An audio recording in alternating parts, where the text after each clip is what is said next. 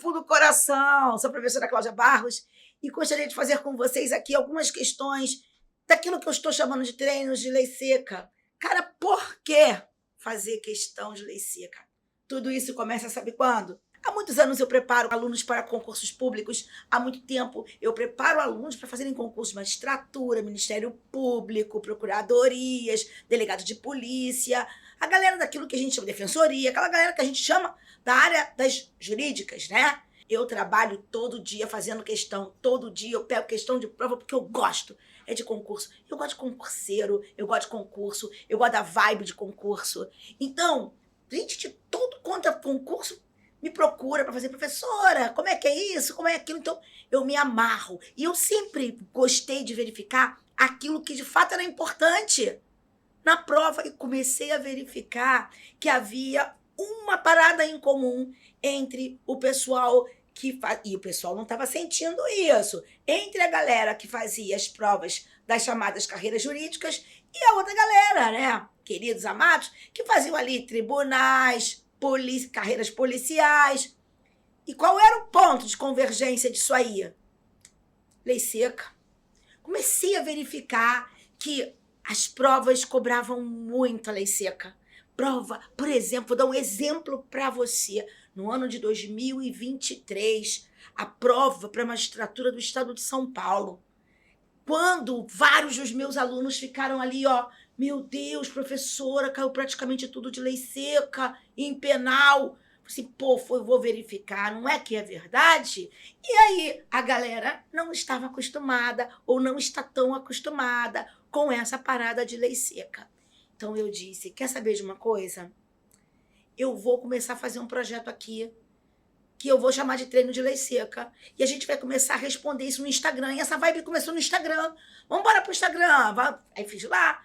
E o pessoal começou a procurar o treino de lei seca. E eu queria mostrar para vocês um pouquinho como é o treino de lei seca, para que vocês vejam a importância dessa matéria. Ou melhor, dessa forma de estudar na prova de vocês. Mas vamos fazer para que vocês vejam se é bacana ou não. Vamos embora, galera? Então, vamos lá. Esse treino de lei seca aqui que eu vou fazer é especificamente sobre crimes patrimoniais, viu? Mas vamos lá. Primeira questão. Haverá latrocínio, nos termos do Código Penal, quando da violência ou grave ameaça empregada para o roubo resultar a morte da vítima, desde que dolosa. Será que essa questão está certa? Olha só, todo mundo pensa, latrocínio é roubo com morte. Roubo do qual decorre morte, latrocínio. Será que é bem assim? Primeiro, a questão está errada. E por que ela está errada, galera? Porque ela diz, haverá latrocínio nos termos do Código Penal quando da violência ou grave ameaça resultar a morte. Está errado. Procura lá no 157, parágrafo 3º, e você vai encontrar no artigo 157, parágrafo 3º, que para haver latrocínio, a morte tem que decorrer da violência. Pode parecer uma besteira, mas não é. A morte, para ser latrocínio, ela tem que decorrer da violência usada para o roubo. Se for grave ameaça, se for morte decorrente de grave ameaça, não haverá latrocínio. Aí você poderia me perguntar, pô, não entendi, como assim morte decorrente de grave ameaça? Cara, imaginemos o seguinte, uma pessoa, num contexto de um roubo, emprega grave ameaça contra a vítima, por ser uma pessoa muito idosa, não suporta. E o que acontece, beautiful? A vítima morre. Não suporta aquela pressão. Aí tem uma parada cardíaca, morre. Muito idoso, coitado. Nesse caso, eu vou ter latrocínio? Não vou ter latrocínio, filho. Não vou ter latrocínio, porque para ver latrocínio é só olhar a lei. É se da violência, repete aí comigo, é se da violência resulta a morte. Se a morte não resultar da violência, não tem latrocínio. Então volta pra cá. Hein? Na verdade, o que você vai ter aqui é que essa questão está errada. A uma, porque ela diz que a morte pode resultar da grave ameaça ou da violência. É da violência. A duas, porque ela diz que desde que dolosa. A lei não fala isso. No Código Penal, não latrocínio, a morte pode ter sido causada dolosa ou culposamente. Aí eu vou te perguntar. Você concorda comigo que o conhecimento desse texto da lei, ele faz uma diferença brutal na hora de um concurso? Você concorda comigo que quer seja por força de uma questão que meramente repita os termos da lei, quer seja por força de um caso concreto, você, para resolver essa questão, precisaria saber esse texto da lei? Você... Valeu? Não tem dúvida. Mas vamos para mais uma, então? Essa questão, eu acho, que ela sinaliza bastante a necessidade que se tem de aprender ou de saber o texto da lei. Então, vamos lá. A segunda questão. No furto qualificado pelo concurso de pessoas, a pena é de reclusão de 4 a 10 anos e multa. Olhem só. Outra coisa muito importante em questões de lei seca são essas relacionadas à pena. Você pensa, caramba, você poderia perguntar, mas, pô, professora, perguntar a pena? Ué, pergunta. Pô, mas você não acha uma covardia, não? Eu acho que não mede com conhecimento de ninguém. Mas o que eu acho, o que eu não acho, não é minimamente importante, não sou eu quem faz a prova. Eu treino o meu aluno para fazer a prova. Eu gosto dessa parada de treinar o meu aluno para fazer a prova, mas não sou eu quem faz a prova. E aí, meu amor, a vida é o seguinte. Se for samba, a gente samba. Se for, como é que é? Trap, né? É. A gente dança. Se for... Cara, a gente vai conforme a música. Fez a prova, tem que se submeter. Fez lá a inscrição, tem que se submeter àquilo que àquilo que está convencionado. Então, amigos, não tem jeito. Há muitas questões que perguntam a pena que se aplica. E existem muitas questões que trabalham texto de lei, aqui mexendo com ou, entendeu? E isso faz toda a diferença do mundo na hora que você está respondendo uma questão. Então, vamos lá. O furto, ele existe na modalidade simples e existe em modalidades qualificadas, certo? E as modalidades qualificadas de furto serão modalidades em que o crime de furto vai ter uma pena diferente daquela que é trazida para o furto na sua modalidade simples. Qual é a pena do furto lá na modalidade simples? É uma pena de 1 a 4 anos. Essa é a pena do furto na modalidade simples. 1 a 4 anos e multa. Então, a pena de multa é cumulativa, não é alternativa. É pena de 1 a 4 anos e multa. Mas e se o furto for praticado em concurso de pessoas? Na hipótese, nós vamos ter uma qualificadora, porque agora teremos um outro patamar mínimo e um outro patamar máximo de pena. A pena que era de 1 a 4 e multa, agora será uma pena de 2 a 8 e multa. Só que, então já está errado, né? Porque o furto qualificado pelo concurso de pessoas, a reclusão não são 4 a 10. A reclusão agora são 2 a 8 e multa. 155, parágrafo 4º, inciso 4. Tá ok? Ah, então tá errada essa questão. Está errada, mas eu também, quando estudo e nos nossos treinos de lei seca, isso para mim é alguma coisa mega, hiper, mas é muito, muito, muito importante, mais do que vocês imaginam. No nosso treino de lei seca, eu sempre tenho uma preocupação. Sabe qual é, galera? É dizer assim para você, o que existe por trás daquilo, o que existe por trás daquilo que você está estudando. Porque olha aqui, no crime de furto, nós não temos uma só qualificadora, nós temos várias qualificadoras do furto. E nessas qualificadoras do furto, existe qualificadora com pena de 4 a 10, sabia? Existe. Vamos embora. Então vem cá comigo. O crime de furto, de que eu falo aqui na questão, é um crime de furto qualificado pelo concurso de pessoas. Mas, amigos, eu tenho um furto de 4 a 10, quando nesse furto ele é praticado com emprego de explosivo ou qualquer outro artefato análogo. Nesse caso, nos termos do artigo 155, parágrafo 4º, letra A, eu tenho aí uma pena de 4 a 10 anos para esse furto qualificado. Então, existem qualificadoras de furto com pena de 4 a 10, sim. Inclusive, anota aí, tá? Esse furto qualificado pelo emprego de explosivo é hediondo. E isso é lei seca, porque tá lá na lei dos crimes hediondos. E ainda tem mais uma parada que a gente pode fazer quando está estudando treino de lei seca, que é combinar o que está no Código Penal, naquela parte do Código Penal, com outras leis que existem, porque na tua prova, ó pra mim, não vai cair tudo assim, ó, bonitinho, só Código Penal, só não sei o quê, só não sei o quê. O cara vai fazer o quê? O cara vai fazer uma mistureba pra acabar com você, pra acabar com a tua cabeça, porque o papel dele é esse. E o nosso papel aqui é arrumar, né? O nosso papel, o meu papel, o seu papel, quando nós estamos estudando, porque quando você estuda, eu estudo junto com você. Quando eu dou aula, eu estou estudando junto com os meus alunos, porque só quando a gente consegue fazer com que o aluno perceba que a gente é muito igual a ele, sabe?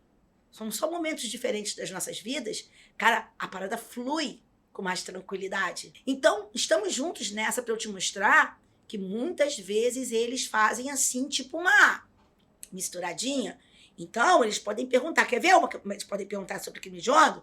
Então, a gente já viu que essa aí tá errada, né? Do furto qualificado pelo concurso de pessoas com pena de reclusão de 4 a 10. Não é, são 2 a 8. 4 a 10, eu tenho lá, no caso, por exemplo, do lance do explosivo. Agora, quando o furto é praticado por explosivo. Agora, quer ver esse lance da misturadinha? Quer ver esse lance da misturadinha? Vamos imaginar que eles colocassem assim, ó. Uma outra questão aí de lei seca.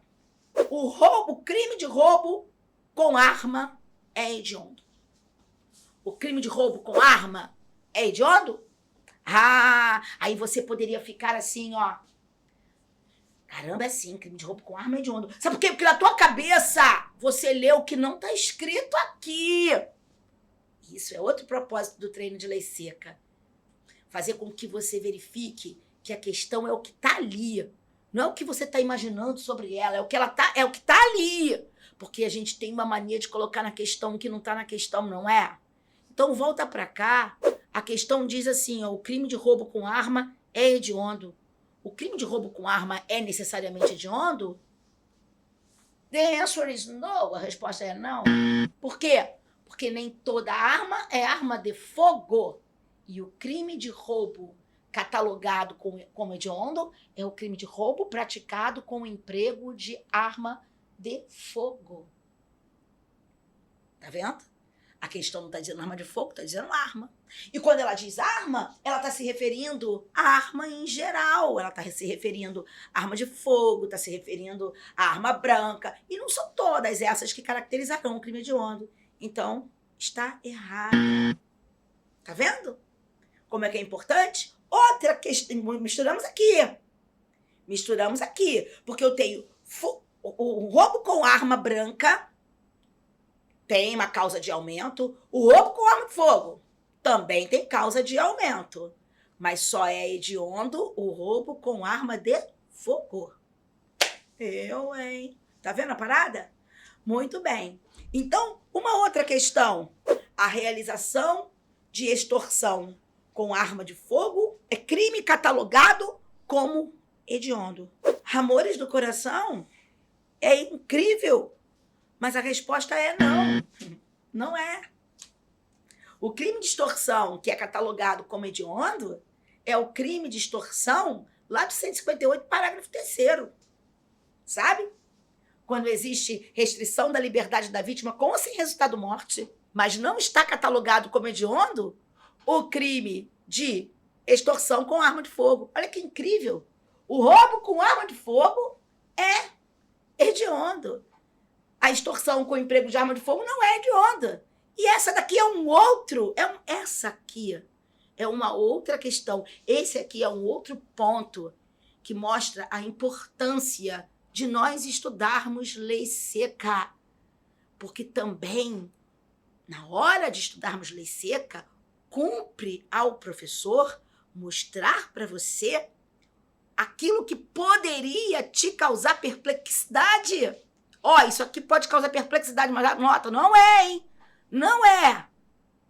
E é por isso, galera, que nós estamos aqui fazendo esse projeto que acreditamos muito importante, que é o projeto Treino de Lei Seca, em que nós vamos estudar a nossa legislação, o Código Penal, a parte geral e a parte especial, as leis especiais, e todas as leis especiais que pudermos estudar, justamente para te ajudar e para que você consiga a aprovação no concurso. E não há como ser aprovado sem treinar. E o que se pretende com esse treino é que ele seja um treino efetivo. E ele é um treino importante para você. Ele é um treino que vai te mostrar 1000 coisas que, de repente, você ainda não viu. Simplesmente por uma razão. Não há outra razão. É porque quem está do lado de cá, há muitos anos preparando para concurso público, sabe exatamente o que os caras do lado de lá, da banca, vão pedir. Nós sabemos exatamente aquilo que você precisa para passar. Por quê? Porque é o que se faz há tantos anos. É o que se vê durante 20 e poucos anos. Então, esse curso, ele é um curso muito importante para você. Esse treino é um treino de extrema necessidade para você. Tá ok? Vamos lá. Quer ver um outro lance que é importante também para nós chamarmos a atenção, essa parada de alguns aspectos da lei seca que também influenciam no conhecimento da matéria, de doutrina? É o seguinte, por exemplo, aqui, ó, o furto terá pena aumentada quando se tratar de veículo automotor que venha a ser transportado para outro país ou para outro estado. Queridos, o que é uma causa de aumento de pena? A causa de aumento de pena é aquela em que que o legislador coloca um percentual ou uma fração de pena que deverá ser aumentada da pena combinada àquele crime. Isso é uma causa de aumento de pena. Na hipótese do furto de veículo automotor que venha a ser transportado para outro país ou para outro estado, você não tem causa de aumento de pena. Ô, Beautiful, você não tem causa de aumento de pena. Você tem 155, parágrafo 5º do Código Penal. E nesse 155, parágrafo 5º do Código Penal, o que você tem não é uma causa de aumento de pena. O que você tem é uma qualificadora. Porque se a pena do furto é de 1 a 4 anos, na sua forma simples, quando se tratar de veículo automotor que venha a ser transportado para outro estado ou para outro país, não é isso não. Aí, a pena do furto vai ser uma pena de 3 a 8 anos. Sacou? Então, isso não é uma causa de aumento de pena. Você aqui tem aquilo que nós denominamos qualificadora. E para você saber isso, você tem que saber o texto da lei. Que isso aqui não é causa de aumento de pena. Isso aqui é uma qualificadora, um outro patamar de pena, um outro patamar mínimo, um outro patamar máximo, sacou? Muito bem. Vamos para uma outra? No crime de extorsão mediante sequestro, o intuito de obter indevida vantagem econômica é especial fim de agir previsto no tipo, sendo o resultado do qual não depende o crime para sua consumação. Então, está dizendo que no crime de extorsão mediante sequestro, o intuito de obter indevida vantagem econômica é especial fim de agir. E está errado. Por quê? Porque no crime de extorsão mediante sequestro, não se fala de intuito de obter indevida vantagem econômica. Lá no 158, olha para aí, na extorsão, no 158, se fala de intuito de obter para si ou para outra indevida vantagem econômica. Mas na extorsão mediante sequestro, que está no 159, não se fala de obter para si ou para outra indevida vantagem econômica.